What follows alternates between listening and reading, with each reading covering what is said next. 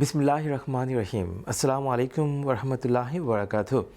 আমন্ত্রণ জানাচ্ছি আন্তর্জাতিক মুসলিম টেলিভিশন আহমদিয়ার লন্ডন স্টুডিও থেকে বিশ্ব জামাতি সংবাদে আমি হাবিবুল্লাহ সাদেক।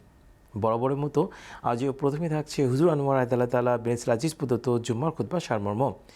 নিখিল বিশ্ব আহমদিয়া মুসলিম জামাতে বর্তমান ইমাম হযরত মির্জা মসরুর আহমেদ খলিফাতুল মসিহ খামেস সাইদ আল্লাহ তাআলা বিন আজিজ মসজিদ মুবারক ইসলামাবাদ টিলফোর্ড হতে জুম্মার খুতবা প্রদান করেন। আমাদের প্রাণপ্রিয় হুজুর আদাহুল্লাহ তাআলা বিনাসরিল আজিজ আজকের জুমার খুতবায় আল্লাহ তাআলার ইবাদতের ক্ষেত্রে মহানবী সাল্লাল্লাহু আলাইহি সাল্লামের অনুকরণে তাঁর নিষ্ঠাবান দাস হজরত মসিহ মাউদ আলাইহিস সালামের আদর্শ নিয়ে আলোচনা করেন। হুজুর আদাহুল্লাহ তাআলা বিনাসরিল আজিজ হজরত মসিহ মাউদ আলাইহিস সালামের একটি উদ্ধৃতি উপস্থাপন করেন, যেখানে তিনি অসুস্থাবস্থায়ও বাজামাত নামাজের প্রতি নিজের গভীর ভালোবাসা তুলে ধরেছেন। हज़रत मसीह अलैहिस्सलाम ने अपनी इस कैफियत को जो बाजमात नमाज के लिए आपके दिल में पैदा होती थी बयान करते हुए एक मजलिस में फरमाया, मेरे सर की हालत आज भी अच्छी नहीं है, चक्कर आ रहे हैं, यानी चक्करों की तकलीफ़ थी। जब जमात का वक्त आता है यानी नमाज बाजमात का, तो उस वक्त ख्याल गुजरता है कि सब जमात होगी और मैं शामिल नहीं होऊंगा, यानी लोग इकट्ठे हुए होंगे, बाजमात नमाज हो रही होगी और मैं शामिल नहीं होऊंगा, तो अफसोस होता है। इसलिए उठता हूँ, खैज़ा चला आ रहा हूँ। आज चक्कर भी हैं, लेकिन बहरहाल किसी तरह गिरते पड़ते मैं आ ही गया हूँ मस्जिद में। बहरहाल कोशिश करके फिर मैं मस्जिद, फरमाया कि बहरहाल कोशिश करके फिर मैं मस्जिद में आ जाता हूँ, और एक दफ़ा नहीं कई दफ़ा होता है, और आज भी यही हुआ। आपकी बीमारी के दिनों में ये कोशिश होती थी कि नमाज बाजमात अदा करें। সম্পূর্ণ খুতবা শোনার কোনো বিকল্প নেই, আমরা শুধু সারাংশটুকু উপস্থাপন করি। এবারে অন্যান্য সংবাদ, আর প্রথমেই থাকছে চেক রিপাবলিক থেকে প্রাপ্ত জামাতি সংবাদ। আহমদিয়া মুসলিম জামাত চেক রিপাবলিক তাদের প্রথম সালানা জলসা সফলভাবে সম্পন্ন করেছে। 9টি দেশ থেকে 157 জন সদস্য এই মহতি জলসা অংশগ্রহণ করেন। দেখুন বিস্তারিত। চেক প্রজাতন্ত্রের রাজধানী প্রাগ ইতিহাস, সংস্কৃতি এবং শান্তিপূর্ণ পরিবেশের জন্য সুপরিচিত একটি শহর। এই ঐতিহাসিক শহরেই আহমদিয়া মুসলিম জামাত তাদের প্রথম জলসা সালানা আয়োজনের সৌভাগ্য অর্জন করে। এই গুরুত্বপূর্ণ জলসায় জামাতের সদস্যগণ দোয়া, আত্মপর্যালোচনা ও ঐক্যের লক্ষ্যে একত্রিত হন। এর ফলে চেক প্রজাতন্ত্র জামাতের জন্য একটি নতুন অধ্যায়ের সূচনা হয়। মোট 157 জন অংশগ্রহণকারী জলসা সালানায় উপস্থিত ছিলেন। তারা 9টি ভিন্ন দেশ থেকে এসেছেন। আল্লাহর অশেষ কৃপায় এটি ছিল আমাদের জামাতের প্রথম জলসা সালানা। 9টি ভিন্ন দেশ থেকে মোট 157 জন অংশগ্রহণকারী জলসায় উপস্থিত ছিলেন। আমাদের জন্য এটি মহান এক নেয়ামত। আমাদের মহাসৌভাগ্য যে আল্লাহ তাআলা আমাদেরকে হযরত মসিহ মাউদ আলাইহিস সালামের মেহমানদের খেদমত করার সুযোগ দান করেছেন। পবিত্র কোরআন তেলাওয়াতের মাধ্যমে জলসার কার্যক্রম শুরু করা হয়। জলসাগাহে শান্ত ও মনোযোগ নিবদ্ধ করার মতো পরিবেশ বিরাজ করছিল। জলসা সালানায় বিভিন্ন বক্তব্য উপস্থাপন করা হয়। এসব বক্তব্যে ঈমান ও নৈতিকতা, মূল্যবোধ এবং সমাজের প্রতি দায়িত্ববোধের উপর গুরুত্ব আরোপ করা হয়। এবছরের জলসা সালানার যে বিষয়বস্তু হুজুর আদাল্লাহ তাআলা বিনাসরিল আজিজ নির্ধারণ করেছিলেন তা ছিল কাদ আফলাহা মান যাক্কাহা, নিশ্চয়ই সেই সফলকাম যে নিজ আত্মাকে পবিত্র করেছে। জলসার সব বক্তব্য এই মূল বিষয়বস্তুর আলোকে উপস্থাপিত হয়। এই মূল্যবোধগুলো ইসলাম তথা আহমদিয়া মুসলিম জামাতের শিক্ষার মূল ভিত্তি। অংশগ্রহণকারীরা জলসা সম্পর্কে তাদের অনুভূতি প্রকাশ করেন। অনেকেই আগে অনুষ্ঠিত এই ঐতিহাসিক অনুষ্ঠানের অংশ হতে পেরে আনন্দ ও কৃতজ্ঞতা প্রকাশ করেন। আজ আমাদের অসাধারণ এক অভিজ্ঞতা হয়েছে। এখানে জাদুময় কিছু মুহূর্ত ছিল। কর্মকর্তাদেরও সাক্ষাৎকার নেওয়া হয়। তারা ব্যবস্থাপনা, দলগত প্রচেষ্টা এবং চেক প্রজাতন্ত্রে জলসা সালানা আয়োজনের তাৎপর্য সম্পর্কে কথা বলেন। আমাদের এই হলটি সব কাজের জন্যই ব্যবহৃত হয়। এখানেই জলসা অনুষ্ঠিত হয়, নামাজ আদায় করা হয় এবং খাবারও পরিবেশন করা হয়। একটি সেশন শেষ হলে পরবর্তী কাজের জন্য সবকিছু খুব দ্রুত সাজিয়ে নিতে হয়। কিন্তু আল্লাহর কৃপায় সবাই আমাদের সহযোগিতা করছেন, সবাই একটি দল হিসেবে কাজ করছেন এবং এই সহযোগিতার কারণেই কোনো কাজ অপূর্ণ থাকেনি। সকলের খেদমতের মাঝে ঐক্য, শৃঙ্খলা এবং প্রকৃত আত্মত্যাগের চেতনার প্রতিফলন ছিল। জলসা সালানা সীমান্ত পেরিয়ে বন্ধুত্ব গড়ে তোলার একটি সুযোগ প্রদান করে। জলসা সালানা শেষ হওয়ার পর অংশগ্রহণকারীরা নিজেদের দৈনন্দিন জীবনে ইসলামী মূল্যবোধ অনুসরণ করার নতুন প্রেরণা নিয়ে বিদায় নেন। চেক প্রজাতন্ত্রের প্রাগে অনুষ্ঠিত প্রথম জলসা সালানা জামাতের জন্য এক তাৎপর্যপূর্ণ মাইলফলক হিসেবে স্মরণীয় হয়ে থাকবে। আহমদিয়া মুসলিম জামাত নাইজেরিয়া 25শে জানুয়ারি 2026 রবিবার নাইজেরিয়ার লাগোস রাজ্যের বাদাগ্রি উপকূলীয় শহরে বাইতুল কাদির মসজিদের উদ্বোধন উপলক্ষে একটি অনুষ্ঠানের আয়োজন করে। দেখুন বিস্তারিত। বাইতুল কাদির মসজিদের উদ্বোধন 25 জানুয়ারি 2026 রবিবার আহমদিয়া মুসলিম জামাত নাইজেরিয়ার আমির আলহাজ আলাতোয়ে ফলোরানজো আজিজ সাহেব নাইজেরিয়ার লাগোস প্রদেশের উপকূলীয় শহর বাদাগ্রিতে একটি নবনির্মিত মসজিদ উদ্বোধন করেন।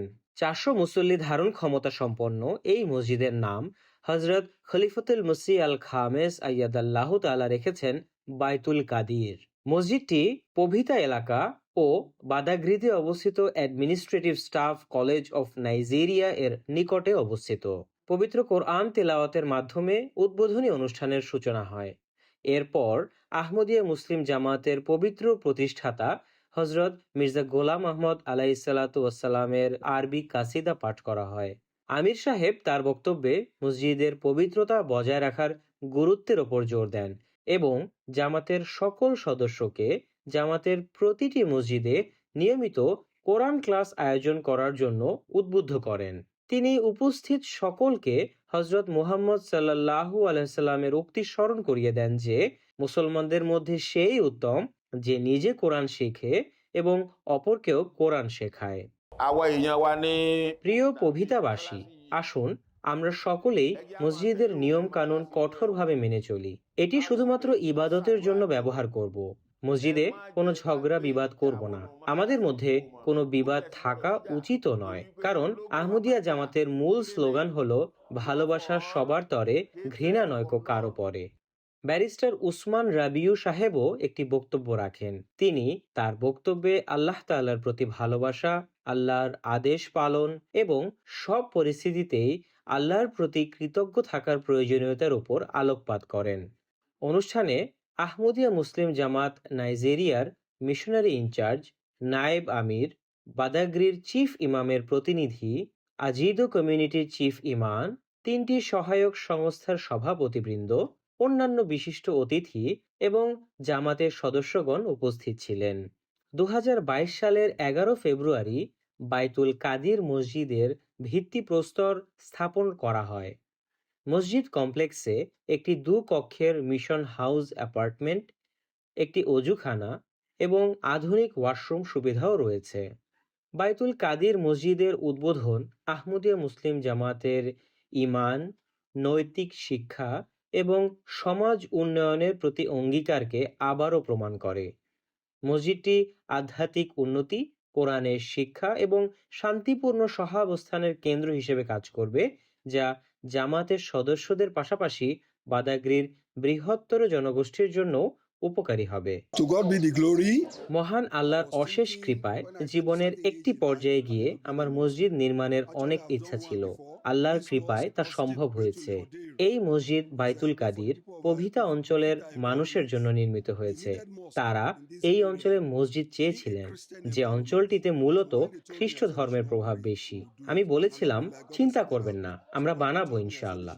আলহামদুলিল্লাহ, আল্লাহ আমাদের দোয়া কবুল করেছেন। জামাতের উদ্দেশ্যে বার্তা হলো তারা যেন এই মসজিদের যত্ন নেন। এটি পরিচ্ছন্নতা ও পবিত্রতার স্থান। এখানে কেউ আল্লাহ ছাড়া অন্য কারো ইবাদত করবে না। যেমনটি কোরআনের আয়াতে উল্লেখ রয়েছে, তারা যেন আল্লাহ ছাড়া কাউকে ভয় না করে। আলহামদুলিল্লাহ, আমরা বহু বছর ধরে এই এলাকায় রয়েছি। এখানে পূর্বে কোনো মসজিদের চিহ্নও ছিল না। আমরা 2004-2005 সালের দিকে জামাতের মসজিদ প্রতিষ্ঠা করি, যা পরবর্তীতে পবিতা সেন্ট্রাল মসজিদ নামে পরিচিত হয়। আমরা এই অঞ্চলে আরও মসজিদ নির্মিত হওয়ার জন্য দোয়া চালিয়ে গিয়েছি। ইসলামের শিক্ষা অনুসারে একবার আপনি মুসলমান হলে আমরা সকলেই পরস্পরের ভাই ভাই হয়ে যাই, এক হয়ে যাই। আমরা আজ এই মসজিদ নির্মাণ করে অত্যন্ত আনন্দিত। আমরা দোয়া করি আল্লাহ তাআলা সকলকে বরকতমণ্ডিত করুন, কারণ যে ব্যক্তি আল্লাহর উদ্দেশ্যে মসজিদ নির্মাণ করে, আল্লাহ নিশ্চয়ই তার জন্য জান্নাতে বাড়ি তৈরি করেন। Sahid Arabisala reporting for MTA Nigeria Studios. আজকের আয়োজনের সবচেয়ে থাকছে ইন্দোনেশিয়া থেকে প্রাপ্ত জামাতি সংবাদ। Masroor health care association Burkina Faso, Majlis Ansarullah যুক্তরাজ্য ও হিউম্যানিটি ফার্স্ট যুক্তরাষ্ট্রের সাথে সম্মিলিতভাবে মসরুর আই ইনস্টিটিউট বুর্কিনা ফাসোতে একটি বিনামূল্যে চোখের ছানি অপারেশন অভিযান পরিচালনা করে। দেখুন বিস্তারিত।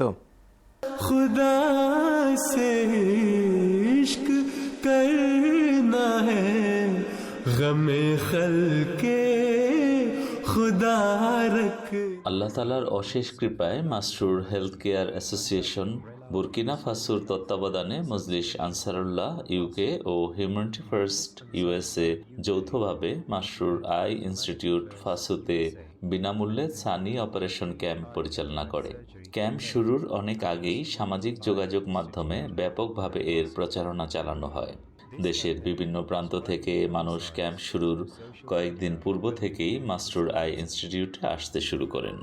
40 বছর বা তদূর্ধ্ব বয়সীদের অগ্রাধিকার দেওয়া হয়, আগত রোগীদের নিবন্ধন করা হয় এবং 8ই ডিসেম্বর 2025 তারিখের সকালে আনুষ্ঠানিকভাবে ক্যাম্প শুরু হয়। এ সময় বিপুল সংখ্যক উপস্থিত ব্যক্তিকে ক্যাম্পের কার্যক্রম ও প্রক্রিয়া সম্পর্কে বিস্তারিতভাবে অবহিত করা হয়। পুরো দিনটি সানি আক্রান্ত রোগীদের শনাক্ত করার জন্য স্ক্রিনিং কার্যক্রমে ব্যয় করা হয়। স্ক্রিনিং শেষে নির্বাচিত রোগীদের পরবর্তী দিনগুলোতে প্রি অপারেটিভ পরামর্শের জন্য নির্ধারণ করা হয় এবং তাদের অপারেশনের সময়সূচি দেওয়া হয়। 10 ডিসেম্বর থেকে 13 ডিসেম্বর পর্যন্ত অপারেশন সমূহ সম্পন্ন করা হয়। এই ক্যাম্পে 300 জনেরও বেশি রোগীর স্ক্রিনিং ও পরামর্শ প্রদান করা হয় এবং মাসরুর আই ইনস্টিটিউটের নিবেদিত প্রাণ চক্ষু বিশেষজ্ঞ দলের মাধ্যমে 113টি স্থানীয় অপারেশন বিনামূল্যে সফলভাবে সম্পন্ন করা হয়। আলহামদুলিল্লাহ।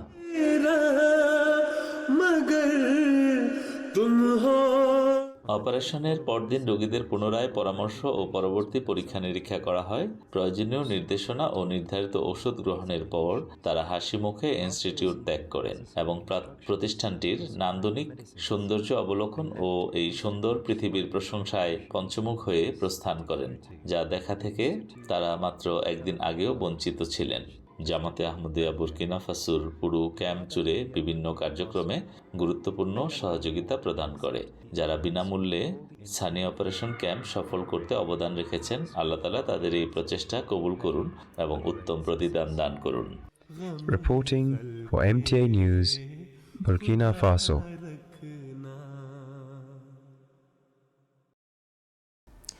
এরই সাথে শেষ হচ্ছে বিশ্ব জামাতি সংবাদ। সংবাদ বিভাগের পক্ষ থেকে সবাইকে শুভেচ্ছা জানিয়ে এবং পরবর্তী সংবাদ শোনার আমন্ত্রণ জানিয়ে আজকে এখানে বিদায় নিচ্ছি। আসসালামু আলাইকুম ওয়া রাহমাতুল্লাহি ওয়া বারাকাতুহু।